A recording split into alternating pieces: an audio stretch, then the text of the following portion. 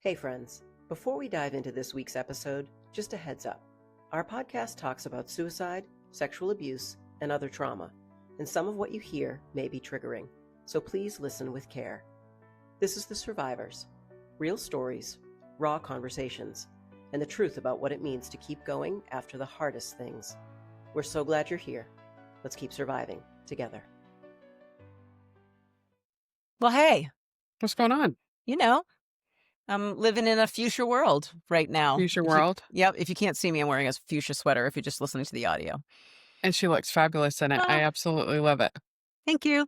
Thank you. I was just saying that I was afraid that when we go to Japan in a couple of weeks to visit my daughter, that she's going to steal this sweater. And then I remembered that she has the same one. So I am safe and bringing the sweater with me. So I'll be fuchsia all over the world. And you in your Be Kind sweatshirt, looking very appropriate for the holidays.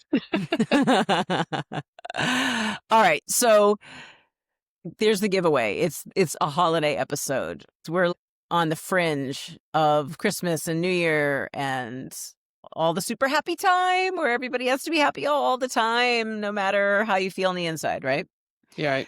This season hits hard. I know that there's such a mix of people. Like you look at it from like a social media perspective, and there's the whole half of social media that's just like everything is picture perfect. Everything is perfectly curated. Everybody is in the spirit and outdoing everybody else. And then you have the other exact half of the internet who's just like, fuck these holidays. I'm miserable. I'm not happy. This is not okay. I'm suffering. I don't feel joy. And I feel like there's so much pressure. There's so much performative pressure. You got to be joyful. And we touched on this, you and I, before Thanksgiving. But we should really I feel like we should really dig into that. Like, give people permission to not have to show up in a way that is not authentic to how they feel. Are you with me on that conversation right now?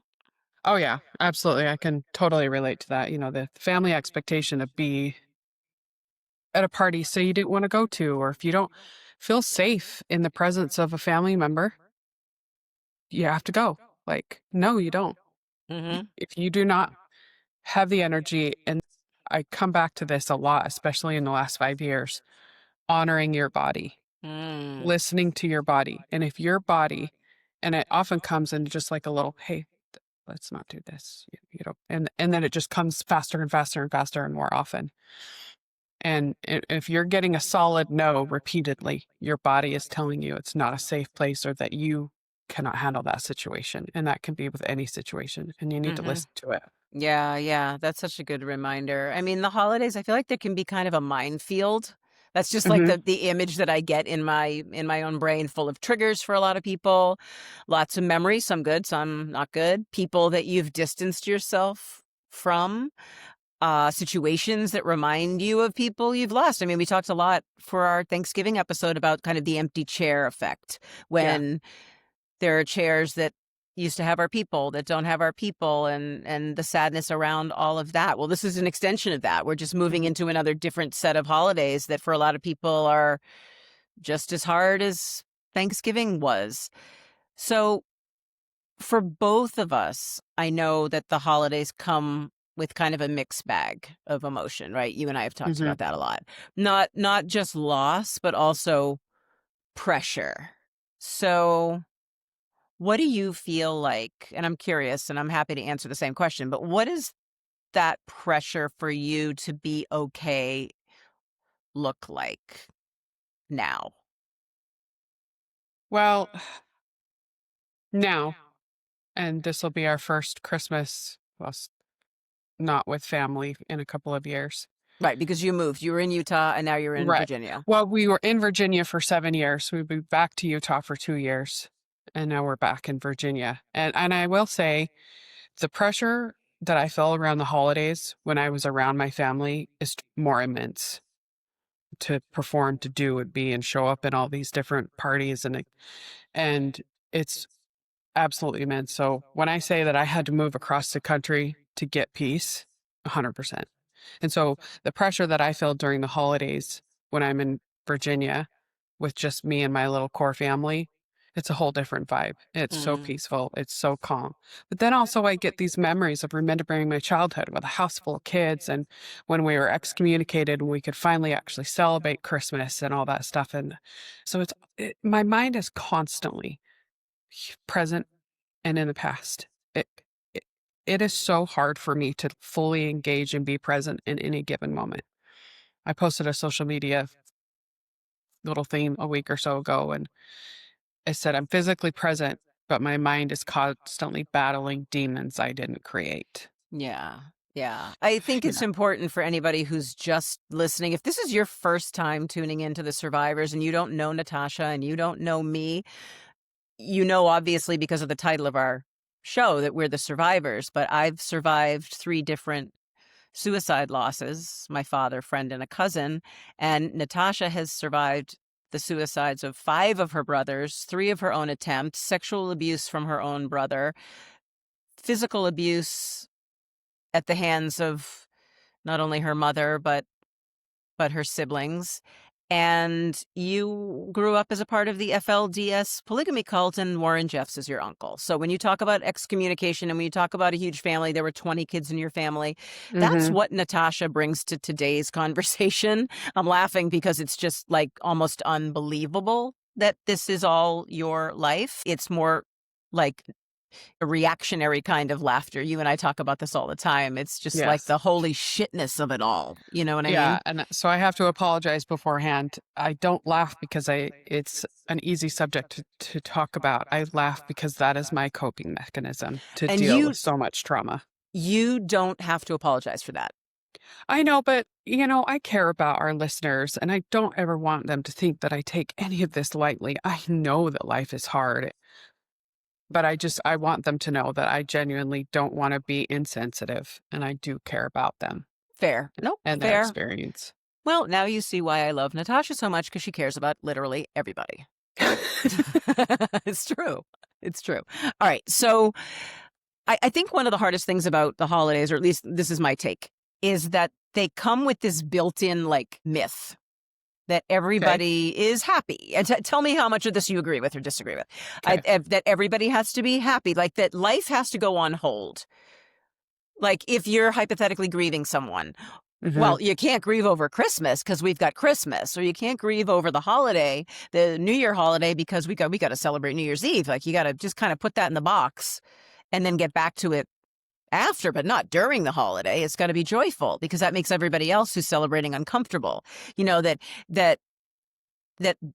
just because a family may be close and just because you may have a really good support system, that love and that joyful time of year fixes everything. And it doesn't. I don't think it does.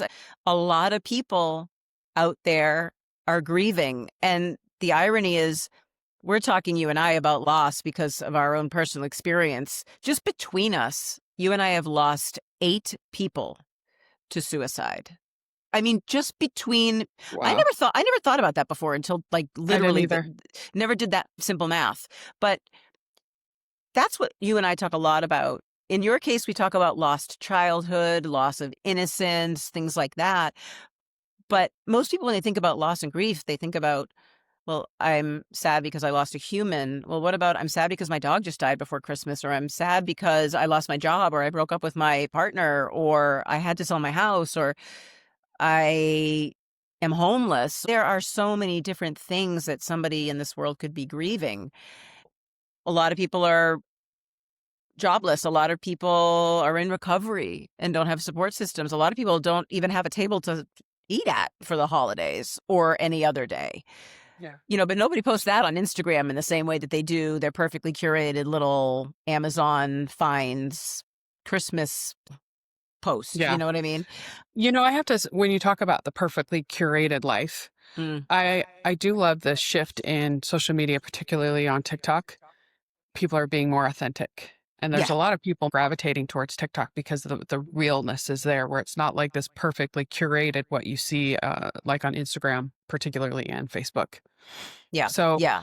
I have to say, more people, and I'm seeing this shift kind of in society, and the overall consciousness is people are seeking realness and authenticity more than the perfectly curated, because more of life is the raw, real stuff and not this Mm-hmm. perfectly curated thing.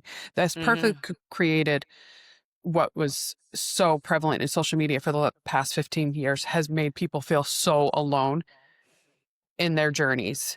It was whereas now people are shifting to more real stuff, and there's been a lot more authentic connection. So, And such a feeling of insecurity too, like yeah. measuring up, like I'm not enough. Like if I don't have what that person has in their feed and I don't have a relationship that, and I'm doing lots of air quotes today, that looks joyful and Hmm. romanticized, and I don't have the perfect fit on, and I don't have the perfect face full of makeup and hair and all the things that I'm less than, and that's awful. I know how it affects, as the mother of 2 daughters, and obviously my kids are older now. They're in their 20s and living on their own.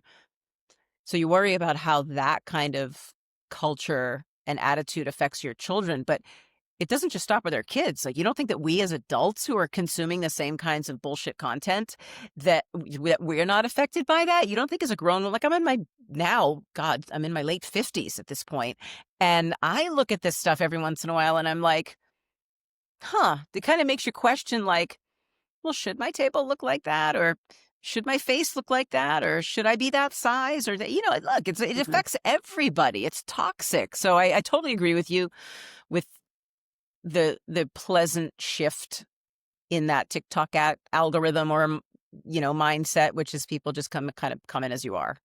Yeah.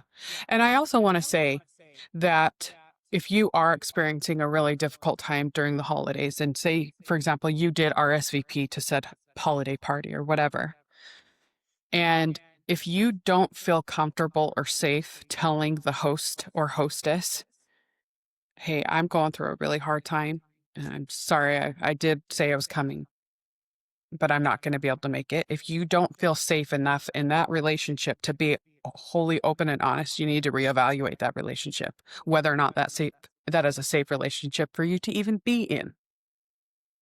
That's such a powerful point. I'm so glad you made it. And you said it so well. I don't even have any single word to add to that.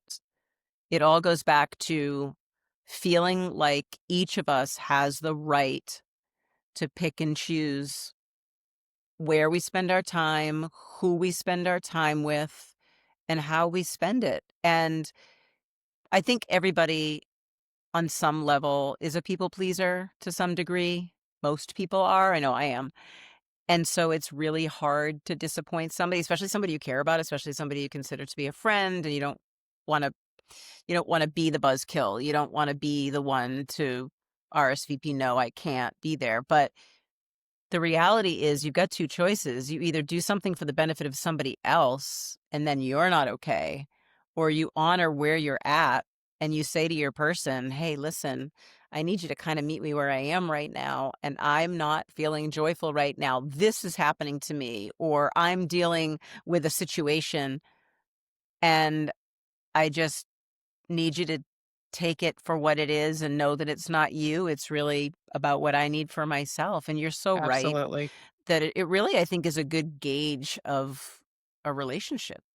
Hmm. It's an Yes. interesting way to figure out, like, okay, is this my person who's going to really be there to support me when I need it, or is it performative? Glad you brought that up. When you're going through a hard time, yeah, and I've learned this over the last several years, how people show up for you in your darkest times, those are your people. Yep. 100%. Those are your people. If somebody can't, and I look back at this when we lost 4 family members in 5 months, and I look back and I remember who didn't reach out, I'm kind of like, you're an asshole. Hmm. And I get it. It was a lot, like more than, and most people didn't know what to say. But if you couldn't take 30 seconds and be like, I am so sorry for your loss, I kind of had to look and reevaluate a lot of relationships. I'm sure. And And you know what? Look, I recognize that the way that everybody reacts to grief is very different. yeah, And some people have the capacity to show up in those circumstances. Some people just like viscerally, like they can't do it. But I do agree with you that, okay, if you don't feel like you can show up at someone's door and throw your arms around them and be in a room with them because you're petrified of what to say and how awkward it could feel and saying the wrong thing, like I get that. But in this day and age, that's why I'm saying I totally agree with what you just said. Like at the very, very least, you pick up your phone and you send a text like, hey, I want to be there for you. I don't know what to say. I don't know what to do. I just want you to know I'm thinking about you and I'm so sorry. Period. Send. Yeah. That's it. Mhm. That's it. And you know what I found out over the years, just through experiences with different people in different situations over the course of my life? It blows my mind that in situations where you expect people to show up for you, the good stuff and the bad stuff, it always amazes me that the people that you think, without a doubt, are the ones that are going to be there, like front and center, they're going to show up. They are most often the ones who don't. And it's the ones that Right. you never, ever expected who end up showing up in the biggest and most beautiful ways. And that always just kind of floors me every time that continues to happen in my own life. And I don't know, just felt like it was relevant to the conversation. Yeah.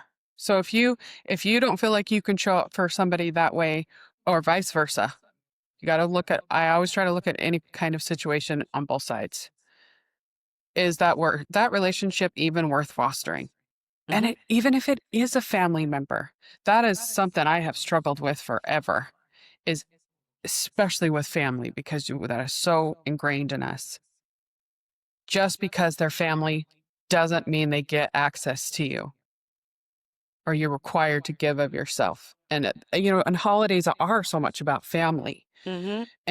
And It doesn't mean that they have permission just because they're a cousin or a brother or a sister. They don't have permission to hurt you just right. because they have that classification as a part of your family.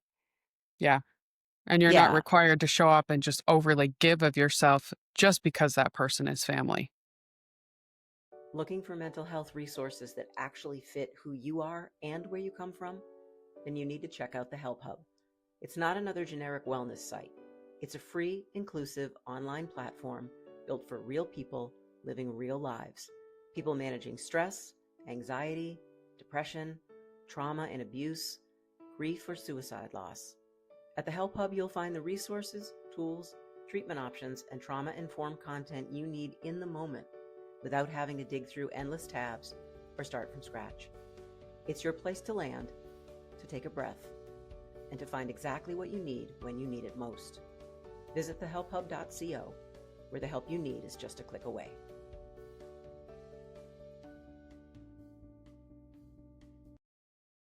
No, you're absolutely right. You don't. And you shouldn't. You Yeah. shouldn't. So let's shift gears. Let's talk Okay. for a second about something I'm sure you've said a million times. I know I've said it a million times. I can see myself saying it, hear it. I'm fine. I'm fine. Oh, I'm Yes. fine. How are you? I'm totally fine. I'm great. I feel like that's everybody's default mode, more so the survivor default mode, because I feel like a lot of people just can't handle other people's stuff. And Yeah. so you don't want to be a burden, especially at a time when everyone feels this incredible compulsion to be joyful and happy because it's the season and everybody has to be in the spirit. So you don't want to be that person who isn't fine. And so you show up and you smile and you fake it and you compliment the food and whatever and the table and you keep everything surface level and then you're dying inside. Have you ever been in that situation? I've been in that situation. Oh yeah, absolutely. 100%. When Corey passed away in 2022, it was the week before Thanksgiving. And we still had Thanksgiving like it was normal. I mean, Yeah. we didn't hide it, but I just remember my mom she does pie and coffee in the morning. And that particular day, it just hit me really hard. And I remember driving over that morning and it just really hit me. And everything in me was screaming, don't go, don't go, don't go.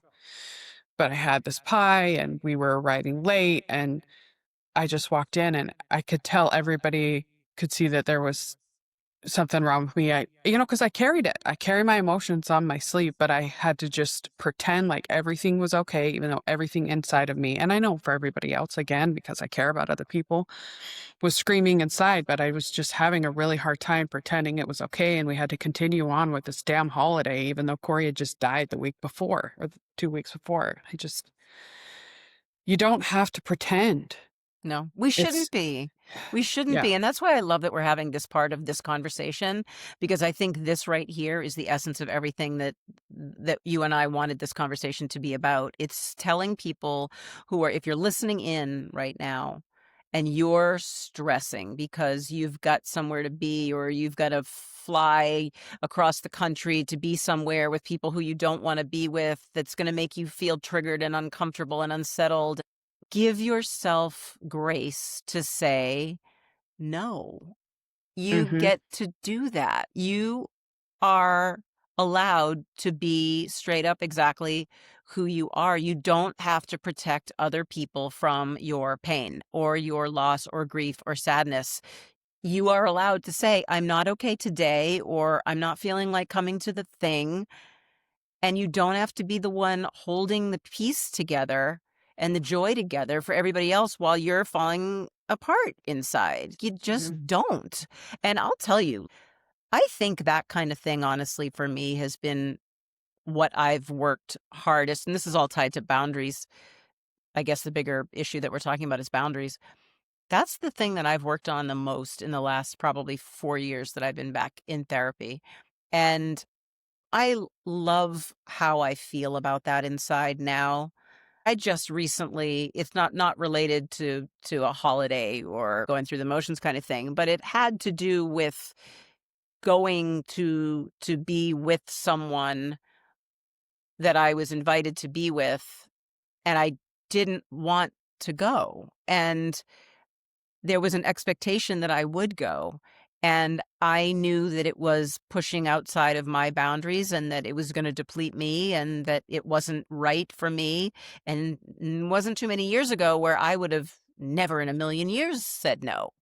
And I said, no, I can't. I'm being really transparent. I can't. And it's more than I have the bandwidth for. And I hope you can understand that. Not even apologizing. I think I caught myself, you write the text and then you're Mm-hmm. like, delete, delete, delete. And I said, no, no, no, no, no. I'm not even going to say I'm sorry for this. I'm going to say, I hope you understand, but that's how I feel. And they did. And that was fine and great and easy to resolve. But the feeling that I had, because I still don't do it that often, it was such a liberating and freeing feeling to put what I needed for myself first and make sure that I wasn't sacrificing just for the benefit of what somebody else needed. And that's what we're talking about. We're talking about keeping everything happy and joyful when you're the one who's having the hardest time. Yeah, I agree. Yeah. How do you feel Yeah. about when you're going through a hard time? I just had a question pop into my mind. Yeah. When you're going through this heavy thing and you're a parent, Mm. how do you address the holidays as a parent, feeling that pressure to make it magical for your children? Well, that's a good question. So again, like you and I are kind of in different places with our kids. Your kids are like half my kids' ages. We unfortunately don't really spend a lot of the holidays together anymore because one of my daughters lives abroad. But I definitely have felt at times when I needed, so we celebrate Hanukkah, and of course, just by nature of the fact that it's Hanukkah, there's no big tree. It's we do different things and we have different traditions. And I always felt, I think, because I was the mom, that I needed to really make it special, especially when they were younger. Dave and I have always we've tried to have the same kind of open-minded attitude about what resonates with our kids and what doesn't. Like, that's their choice. When they were Hmm. little, of course, they loved all the things that we did and the holidays and the traditions and everything. And then as they got older, there were times when, sometimes one of us got sick on the holidays. Sometimes I think there was a time or two that I had the flu on the holiday and I couldn't show up, and there's guilt, and I sat them down, and this isn't going to be the same as it's been in the past. And maybe we're going to have pajama Hanukkah instead because I can't bear the thought of getting dressed and getting in the shower. We've always been really honest with them. And I know this is kind of an all over the place answer to your question, but and we've had times where we've gone through stuff as a family, or one of my kids is going through something, or we've had a challenge that we've had to deal with, and people just weren't in a place to be celebrating the way that we have before, and we've owned it. We've been pretty honest about it, all of us, and tried to support each other as best we can. I guess it's just situational. It's like Yeah. every year is different, and when you got a lot of different people involved, everybody might be going through something a little different and need something a little different. And I think we've always just tried to kind of honor what everybody else really needed, and if it's cohesive and it matches, then that's great. And if somebody needs something different, we just go with it. Yeah. I would say, yeah, just definitely listen to what is going on within your side, your little core family, and honor that space and not feel the outside pressures of making it all this big magical thing. And because I know that's something I've really struggled with, is making it as magical as possible. But sometimes we didn't have the finances to do so. And it was, Hmm.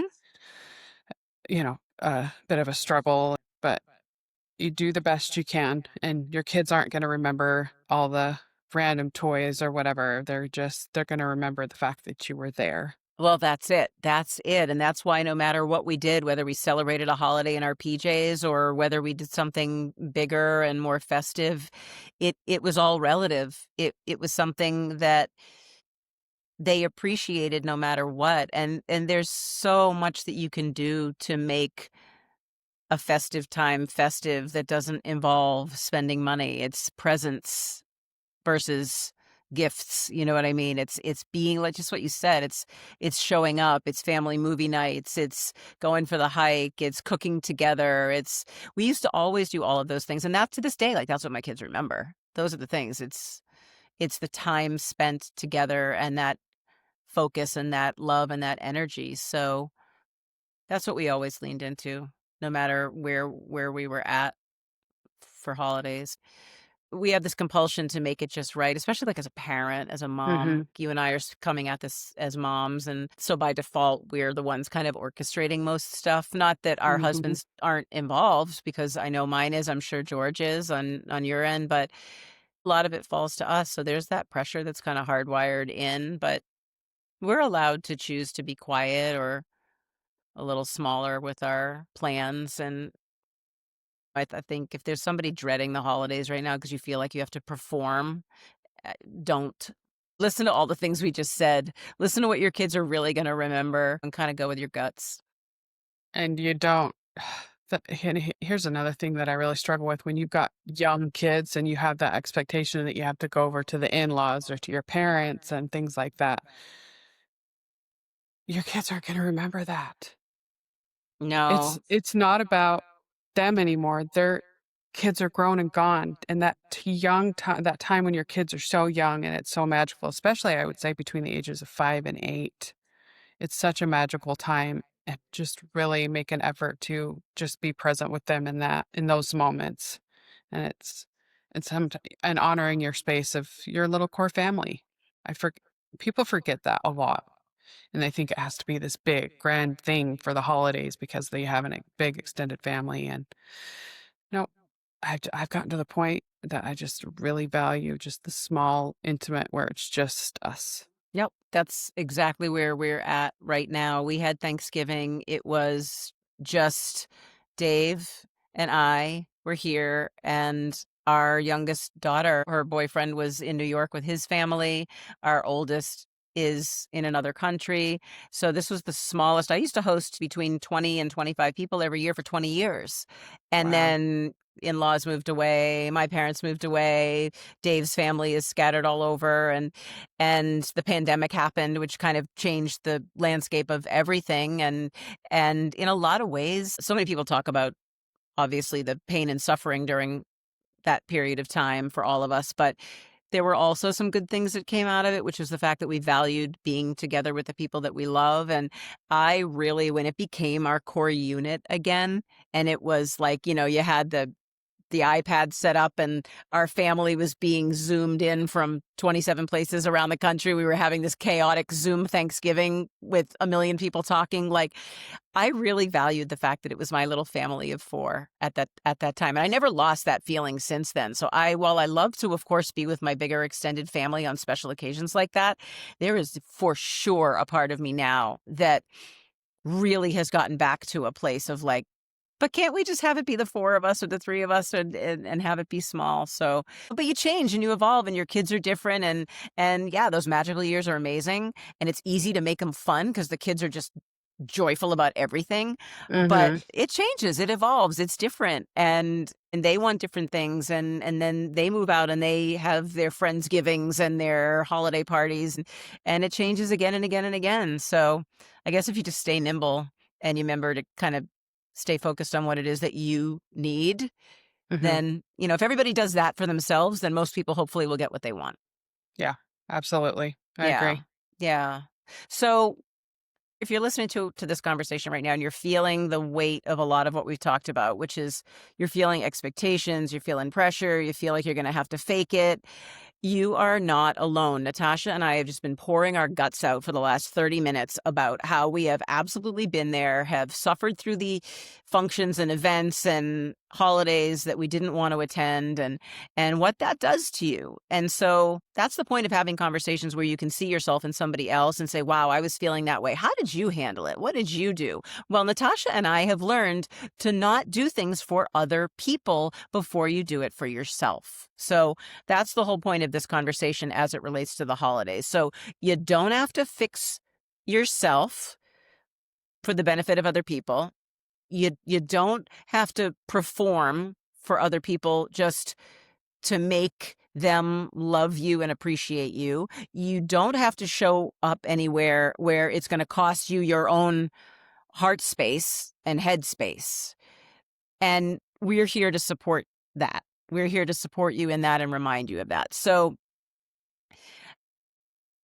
if you're part of this community that Natasha and I are part of, the survivor community in particular, who are kind of quietly trying to just make it through December and January with your heart being intact at the end of it, just meet yourself where you are, okay? Just honor what you need. That is the bottom line to all of this. So next week, we have a big teaser coming up, and we're going to be heading into a little bit of a deeper conversation than we've talked about with life in the FLDS, which is what you've talked a lot about these last handful of episodes. But we're going to be teasing up the fact that someone is going to join us on the podcast, because you and I are going to start to do things a little different and have some people join us from time to time.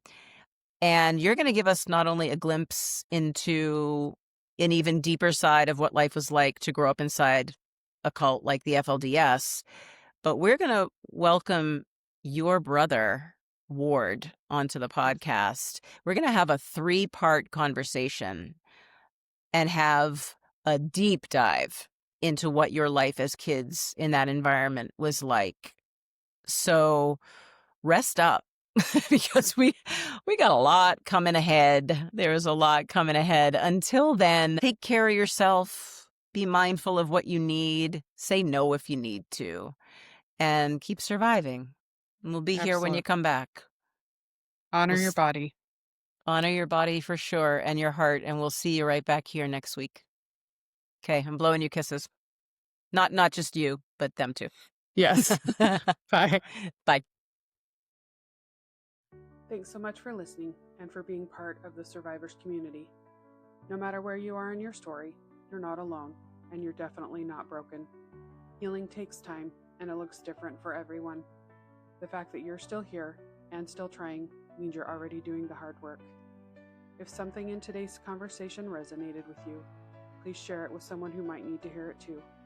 That's how we keep these conversations going and remind each other that there's always hope. And if you or someone you know is struggling, please remember, help is always out there. You can call or text 988 anytime to reach a trained crisis counselor like me. And for more mental health resources, tools, treatment options, and content to support your mental health, visit the HelpHUB.co. We're so grateful you're part of the Survivors family, and we'll be back next week with another honest conversation about life after the hardest things. Until then, take care of yourself and your people and keep surviving.